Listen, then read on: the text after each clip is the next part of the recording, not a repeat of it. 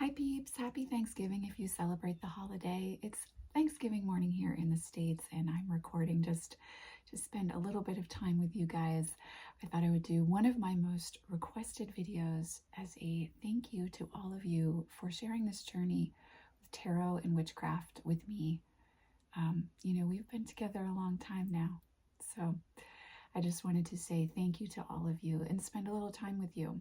As someone who has had the experience of being isolated and following their own path, there have most definitely been holidays for me over the years where I felt very alone. And so if you're feeling that way today, or maybe just not understood by the people that you will share space with throughout the holiday season, please know that you are not alone in truth, that we are all out here shining our lights, finding ourselves, and sharing this journey in our own ways together. And so let's hang out this morning together. We are going to talk about my most favorite late autumn decks for 2023. You guys love this particular video, and I understand, I guess, why, because I love this time of year. I think as I've gotten older as well, I've really come to understand that October and November are just months for me where I do a lot of personal growth and I feel really inspired on my spiritual path and very creative. So yeah, we're going to talk about the decks that I'm using the most right now and the reasons why. And so I think I'll start just by talking a little bit about where I'm at on my personal journey as well. I've really been exploring, embracing the energy of the dark feminine and a very personally eccentric and sensual experience for myself at this point in time, kind of stepping into feeling comfortable with sharing about how much beauty is a part of my spirituality and really embracing being vulnerable and sharing a little bit more of my personal story as well. And so I should say in regards to that as well, I am sharing more on Instagram, the link to my accounts down below if you want to kind of get a little peek into my personal life and my daily practice and journey as well, as a witch, as a priestess, as a reader, and just also as someone who loves art and makeup and things like that. So, and of course, great goth music, right? So I've really been exploring, kind of sharing more there, exposing a little bit more and seeing how that feels, taking my time with it, but seeing how it feels. And so far it's been really lovely. And on my personal path, I think I've really been exploring allowing myself to feel strong in my own skin and to take up space in a way where I don't feel a need to apologize for being different. And I think that's been a lifelong journey for me, but I've really been exploring at a very nuanced level. So those have been things that have been coming up for me on my personal path. I've also felt very connected to Celtic deity in a way that I haven't for a very long time, because Isis is my primary deity, and I've really spent a lot of time this year working with Babylon the Great and beginning to heal at a deeper level a lot of the spiritual trauma that I dealt with as a child. I was not expecting the Celtic pantheon and the Fae to really come forward the way that they have, but over the last 2 weeks, I've had a very powerful experience with the Celtic pantheon and with Fae energy. And there is a particular deck that I wanted to put on this list that has done its magical disappearing act because I did feel the call to start working with it last night. And I'll get to what that deck is in a moment.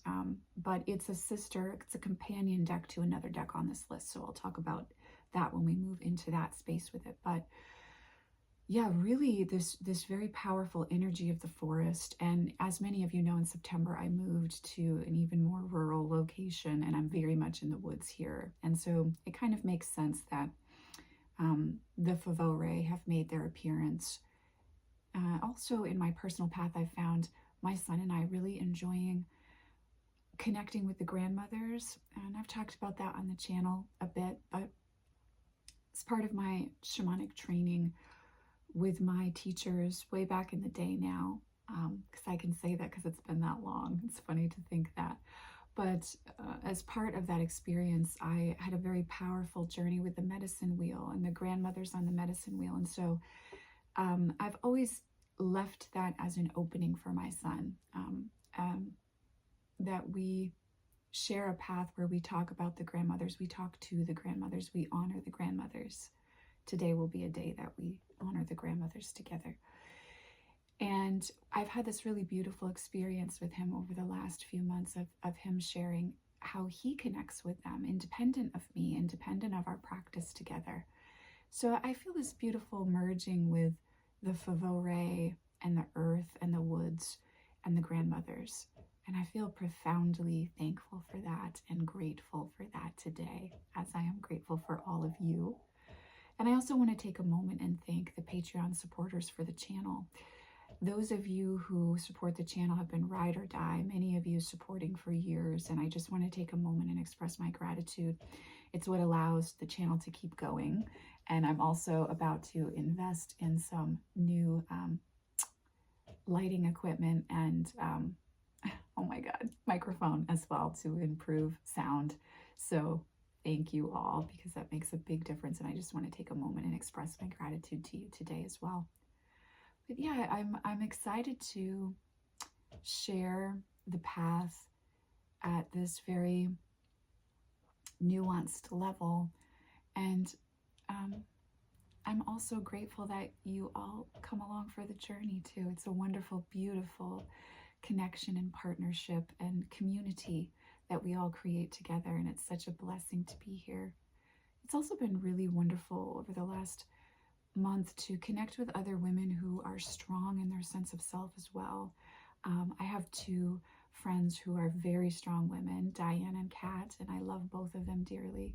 And it's been wonderful to add some other women into that circle who I never would have met if it wasn't for this channel. So I am grateful for that as well, reflecting on how we don't always have to agree, you know, but when we're able to have conversation where both people are really plugged in and tapped into their power and what makes them shine, it only encourages further growth for all parties involved, right? When it's not a competition, but it's a sharing from a place of enjoying the strength of the other people as well as your own. I don't know, it's really cool. So that's where I'm at on my journey. Like I said, the Celtic pantheon, the Fae, really coming forward in a very strong way this fall.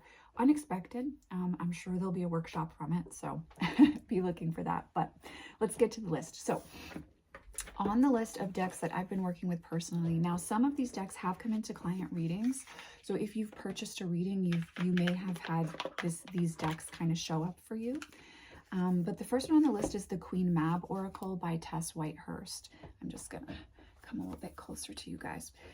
There is nudity in this deck, I should say, before I start showing imagery. I really enjoy this deck. What I have found that I primarily enjoy with this deck is working with it intuitively. Please don't get me wrong. The guidebook, there's definitely information there, and there's definitely sweet to find within it. Okay, so please don't get me wrong. But I found personally for me that this deck really shines when I use it like, oh, there's another deck I have that I've had for a really long time, and Wisdom of the Golden Path, something like that.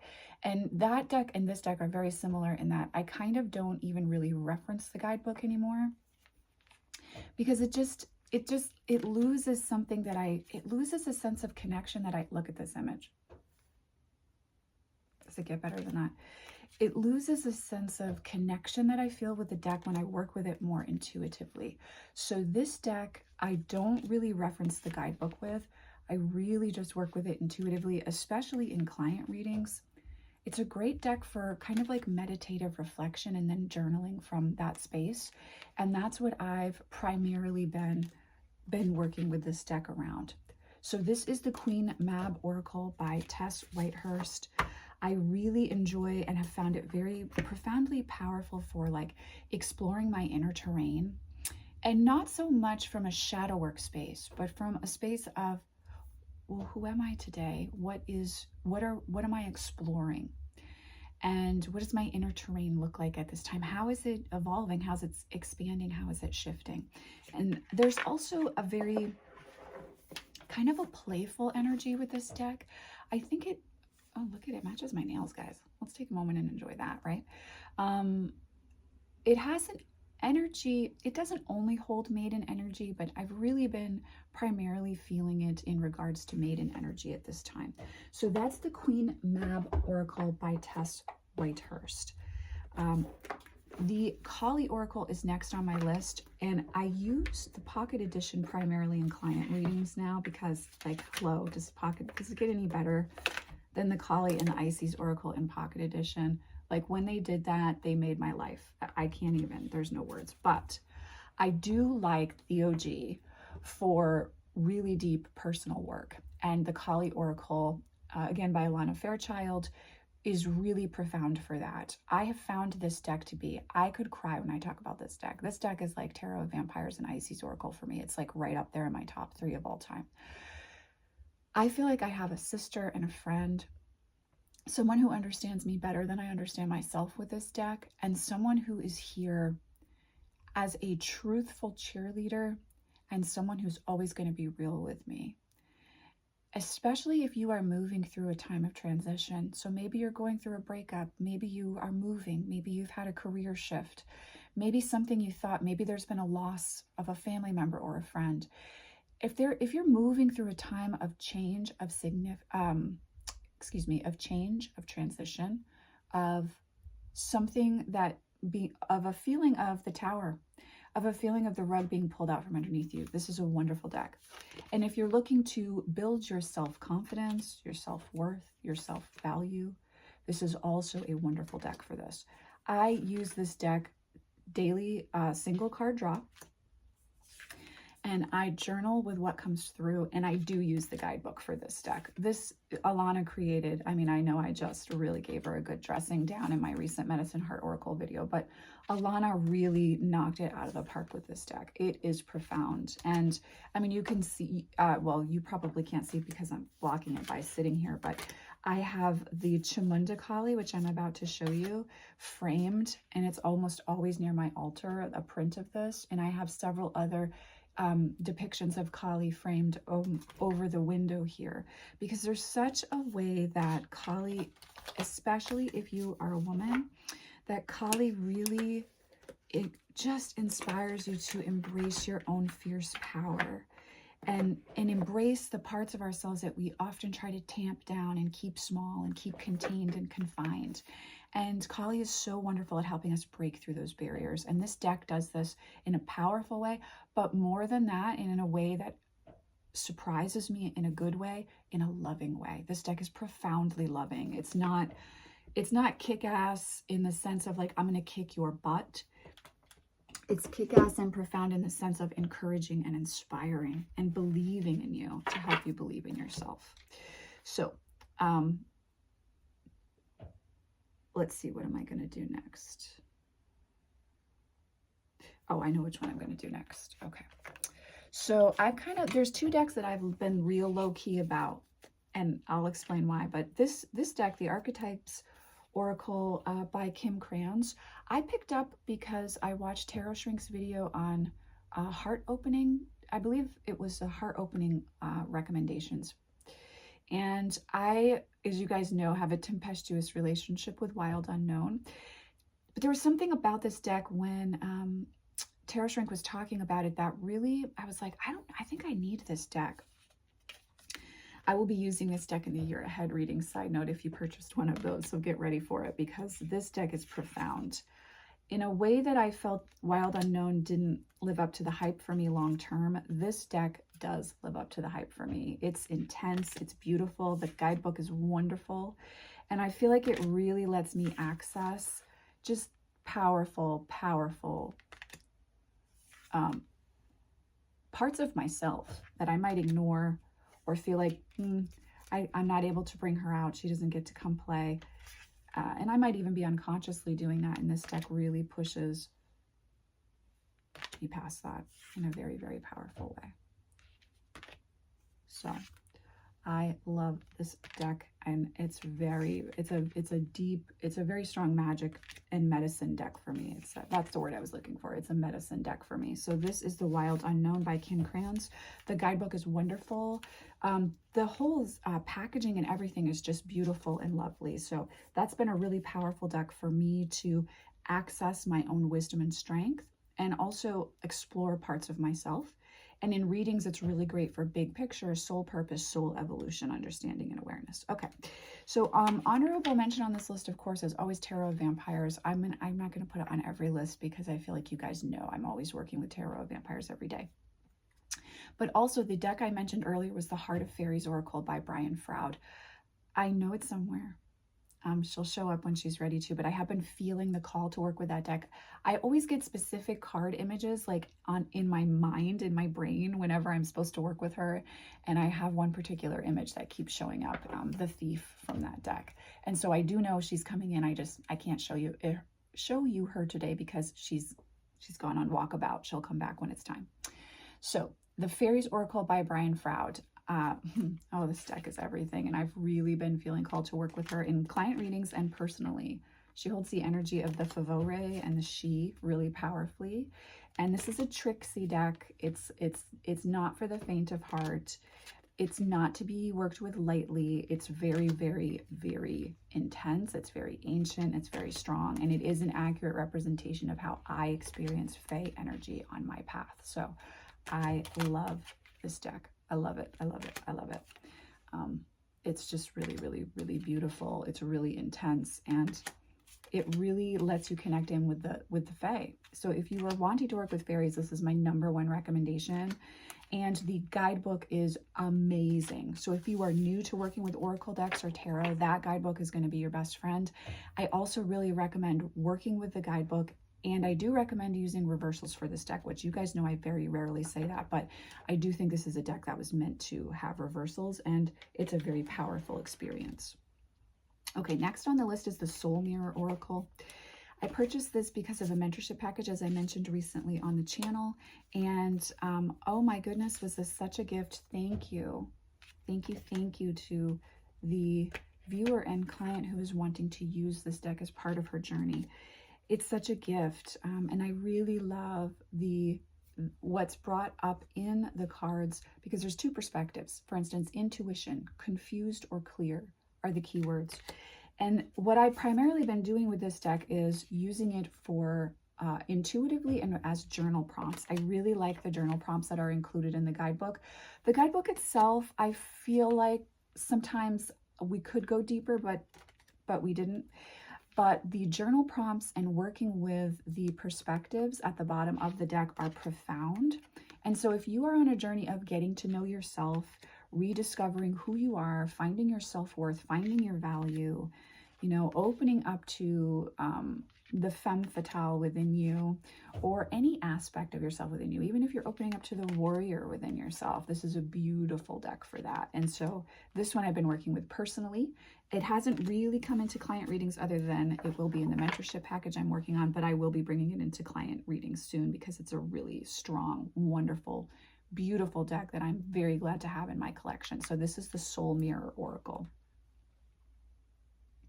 Okay, next on the list, I'm surprised because you guys know I did this video for another deck that's going to be on this list, and I was like, oh, I think it's going to replace Wildwood Tarot for me.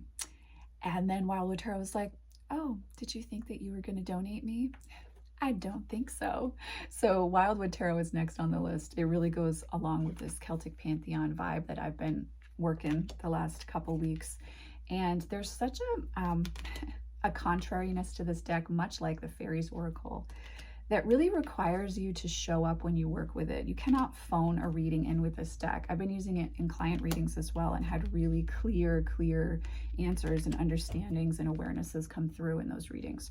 This deck just is not fucking around, and it's very magical. It's very ancient. And so you are working with an energy of the trickster when you connect with this deck as well, similar to the Fairies Oracle by Brian Froud. They actually kind of work together beautifully. But this deck has really been, I don't know, kind of a friend, or a clarion call and a friend for me in a way that I was not expecting it to be. thought that we had reached the end of our connection when I started working with the next deck on the list, but it actually opened up the door for me to connect with this one more intimately than I ever have. So this is the Wildwood Tarot.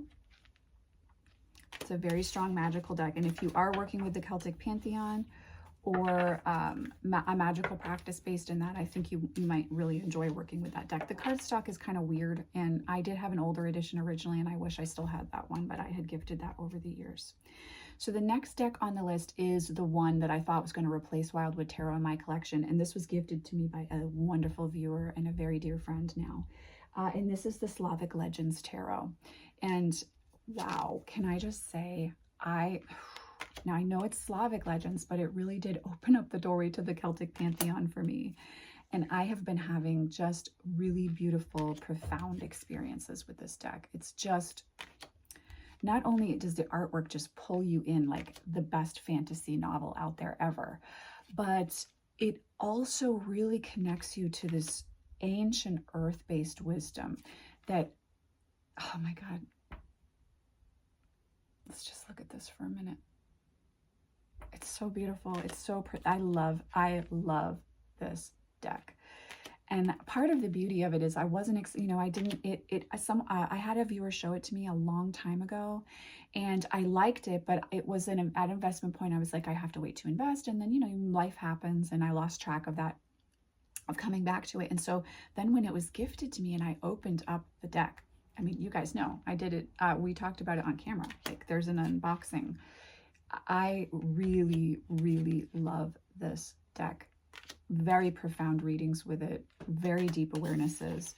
And it has a slightly more, I do feel like Baba Yaga and Crone energy from this deck. I've also got a little bit of that feeling of, you know, when you have a younger brother and, you know, they're your best friend and you kind of hate each other, but you also love each other more than anything. And every once in a while, your brother will just say something and it's like, they get you in a way that nobody else does because they've grown up with you. And I do have a younger brother, and obviously we're not in contact now, but back in the day, he and I were very much like that. And this deck is that feeling for me. It also reminds me of Lord of the Rings in a really, I love Lord of the Rings. I don't know if you guys, we'll do a video on it. We'll talk. It reminds me of Lord of the Rings as well. So that is Slavic Legends. That's number 2 on my late autumn deck favorites. My number 1, I have been keeping this a secret because I am in a very lusty love affair with this deck. That's, I don't know, like we might be getting engaged soon. That's where we're at. This deck has a lot of nudity, so just want to preface that first. And I'm probably going to mispronounce the name of the oracle. It's the Loputyn Oracle. I actually purchased a print by the artist. I love her artwork so much. This deck is very precocious. It's very sexy. It's very sensual. It's also primarily maiden energy, and there is nudity in this deck.